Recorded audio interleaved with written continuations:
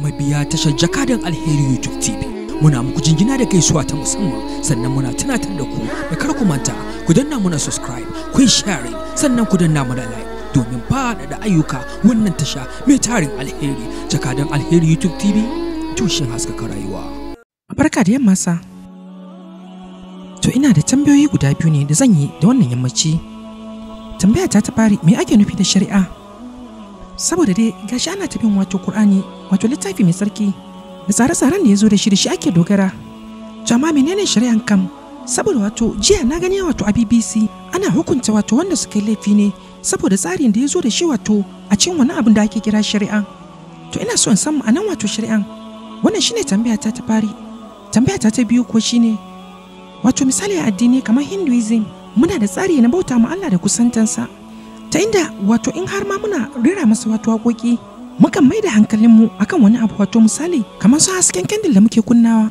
To amma ko kuna na ku wato rera karatun ban sanya kuke yi wato kuke mai da hankalinku wato har yanzu kan ayoyin ba, ta yadda za ku samu nutsuwa na cewa ku gane kuna magana ne wato kai tsaye da Allah. Kanwata ta yi tambaya guda biyu. A tambayar ta fari ta ce tana so ta san menene shari'a. Ta ce so da dama takan ji a talabijin ana magana wato akan shari'a. Tambayar ta biyu ta ce idan muna karanta wato ayoyi shin me muke mai da hankalinmu ne kan akai. To dangane da tambayar ki na fari akan shari'a, to ita dai shari'a tsarin dokoki ne na Islam da suka dogara da Qur'ani da kuma sahihan hadisai. To da za a yi tambaya a ce ta ya ake bin shari'a, wato ana nufin bin Qur'ani dai da sahihan hadisai. To kuma in kika tambaya akan hukunci, wato akan yadda ake bin tsarin shari'a, kamar dai a ce ya hukuncin shan giya a shari'a, to kin ga anan hankali zai tafi ne akan dokokin da Allah subhanahu wata'ala ya shimfiɗa wato a Qur'ani da kuma wato sahihan hadisai. Hadisai kuwa su ne faɗin Annabi Muhammad sallallahu alaihi wasallam. To idan kuma kika ce dokokin da shari'a wato ya shimfiɗa, sai mu ce miki shin ya halatta a sha giya? To sai mu ce miki shari'a ya hana shan giya, kuma za mu yanko miki misalai a suratul Ma'ida sura na 5 aya na 90. To shari'a yana nufin bin dokokin addinin Islam yanda sahihan hadisai da Qur'ani suka zo da shi, wato bayanin Annabi Muhammad sallallahu alaihi wasallam. To dangane da tambayan ki ta biyu, kika ce idan muna karanta Qur'ani me muke mai da hankali, kamar ko kuna mai da hankali ga haske. Kika ce to mu a ina muke mai da hankali ne kan? To idan muka yi addu'a, muna addu'a ne ma Allah subhanahu wata'ala. Abinda muke a lokacin wato shine muna ganawa da Allah subhanahu wata'ala kai tsaye. Addu'a ita ce hanya mafi daraja na ganawa da Allah, ganawa na kai tsaye. To kuma a lokacin da muke addu'a muna mai da hankalinmu ne kan fassarar ayoyin da muke karantawa a addu'a. Mu ba ma mai da hankalinmu kan wani hoto, saboda mu ba mu imani cewa Allah maɗaukaki yana da hoto ba. To duk wanda ya haka kuma yana kaskantar da Ubangiji. To yanzu misali in har kika ce wato sai kun yi wato gunki na Ubangiji kafin nan a ce hankalinku ya tafi gurin abin bautan, to kuna kaskantar da girman Ubangiji wato ta yanayin siffan wannan gunkin.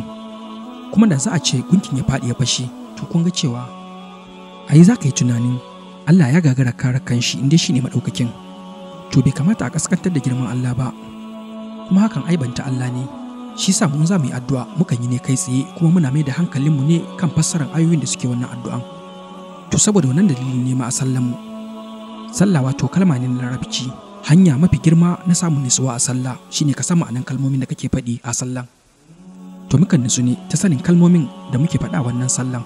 Da turanci wato ma'anan prayer, da turanci prayer yana nufin wato ka nemi taimako da samun tsira. To da Larabci kalmar sallah ba wai yana nufin cewa kai addu'a bane. To sallah bayan kana neman wato taimako, kana kuma gode ma Allah subhanahu wata'ala, wato godiya ma Allah maɗaukaki, hakan kuma roƙon samun shari'a daga gurin Allah maɗaukaki a cikin sallan.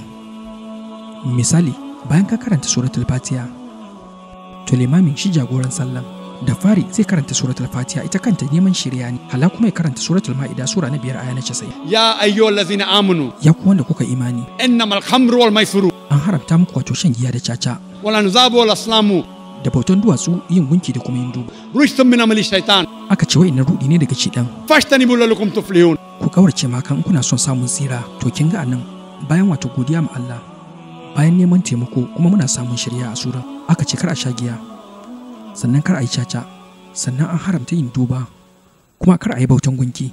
To kin ga duk hakan a cikin sallah ake samun shari'a daga gurin Allah subhanahu wataala.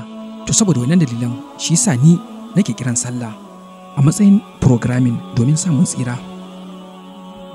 Domin saboda wannan dalilin Annabi Muhammadu sallallahu alaihi wasallam da kuma Allah subhanahu wataala aka ce kowa yi sallah wato a takaice so 5 a kowane rana saboda ayyukan shiɗan da yake kewaye da mu da abubuwa marasa kyau da muke gani a kewaye da mu da zunuban da idanunmu suke gani da yiwuwan wato wannan programming din da Allah ya muna ya dan samu na kasu to saboda wannan dalilan muke yin wato sallah to in sallah tamkar program ne kaga wato ana programming din mu so 5 kowane rana tuna dokokin Allah so 5 a rana sallah yana programming din mu zuwa samun tsira to kin ga sallah na sama da fasaran da ake mishi na cewa washi prayer ne kawai addu'a neman taimako ne to a sallah kuma bayan neman taimako muna godiya ma Allah kuma muna samun shari'a wato da gurin Allah madaukaki saboda mu bi hanya madaidaiciya wato saboda mu bi tsarin wato shari'a saboda mu samu tsarin cikakken mika wuya zuwa ga Allah subhanahu wataala to bayan ka muna subscribing kuma ka danna muna like to me zai hana mu tarayya da kai a gurin samun lada domin faɗaɗa ayyukan wannan tasha mai tarin alheri